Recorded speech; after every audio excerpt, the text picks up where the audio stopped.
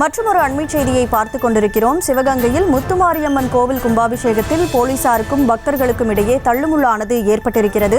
18 ஆண்டுகளுக்கு பிறகு வெகு விமர்சையாக முத்துமாரியம்மன் கோவிலின் கும்பாபிஷேகம் நடைபெறக்கூடிய சூழலில் தற்போது போலீசாருக்கும் பக்தர்களுக்கிடையேயும் தள்ளுமுள்ளானது ஏற்பட்டிருக்கிறது. அந்த காட்சிகளை பார்த்துக் கொண்டிருக்கிறோம். கூடுதல் விவரங்களோடு நமது செய்தியாளர் இணைப்பில் இருக்கிறார். முழு விவரங்களை வழங்கலாம் மகேஸ்வரன்.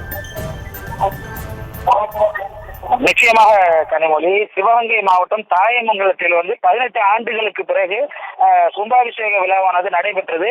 இந்த நிலையில் இன்று காலை 9 மணிக்கு சிவாச்சாரியார்கள் மேலதாளம் முழங்க கோபுர கலசங்களுக்கு கலச நீரை சுமந்து வரும்போது பொதுமக்கள் பாதை எதுவும் விடாததால் போலீசார் எவ்வளவோ அவர்களிடம் தடுத்து நிறுத்தியும் கேட்காத போலீசாருக்கும் பொதுமக்களுடைய தள்ளுமுள்ளானது ஏற்பட்டது.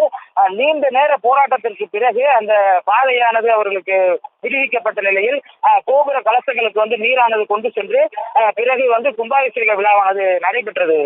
கனிமொழி, விவரங்களுக்கு நன்றி மகேஸ்வரன்.